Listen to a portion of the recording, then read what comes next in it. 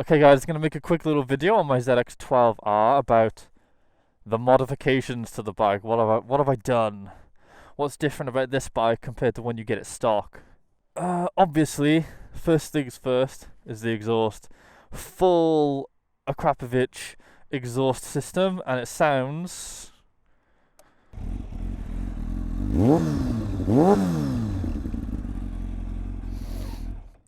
pretty insane.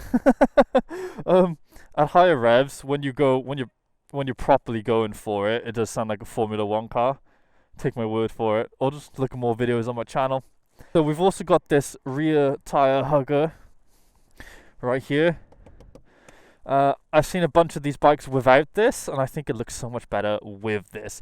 Also, it stops you getting muck up in there and flick it all over your shock absorber at the back. Yeah, this is a Hell brake line. It's steel braided brake lines on the back and at the front, and they came with nice new like banjo bolts, which I put grease on and I just touched it. Oops. Talking about the bolts, these are gold. These are not stock, and I've pretty much replaced all of the fairing bolts with these gold titanium plated ones. Not the cheap aluminium ones that always snap. These are like the expensive ones. And let's follow the brakes up. So the best change that I did to this bike by a long way was install this radial Nissin master brake cylinder. Look. Yeah, and this radial cylinder here, it just gives you so much braking pressure, which was this bike's biggest weakness. So I fixed the bike's biggest weakness. Oh, and the best thing about it, it's just a straight bolt on. It's a straight bolt on. It's the same size bracket around here. The only thing you need to worry about is getting some kind of universal bracket to hold on the fluid reservoir. Make sure you adjust this properly so it doesn't hit this in here when you fully lock. Otherwise you'll end up on your ass. Just so you can adjust the suspension on the fly. I haven't bothered with that because it's set up perfectly for me at the moment. These mirrors are carbon fiber mirrors designed for the ZX14, but the ZX14 mirrors fit on the ZX12, and they're a bigger improvement. They are a really good improvement.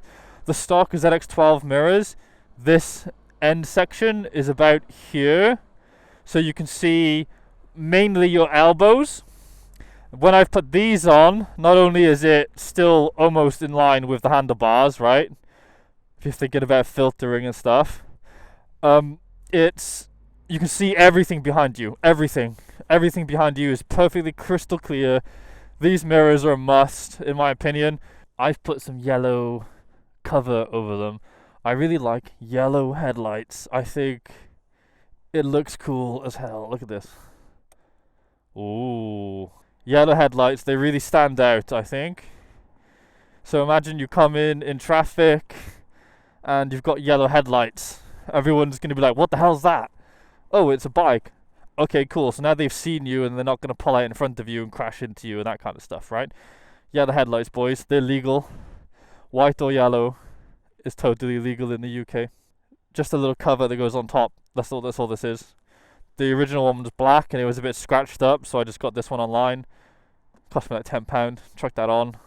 Looks better because it's carbon fiber. So now we're getting a little bit of a theme. Mirrors, carbon fiber here. Carbon stock tank pad is carbon fiber. I'm thinking about getting rid of this, but maybe not. And if you didn't notice, these bits of the fairing is usually like stock black, but these are nice carbon fiber ones too. I've also seen people with carbon fiber huggers and the front fender as well. A seat bag on the back.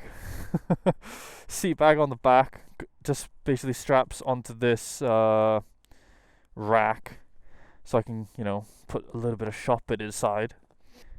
And my camera gear. This little cover here, the clutch cover,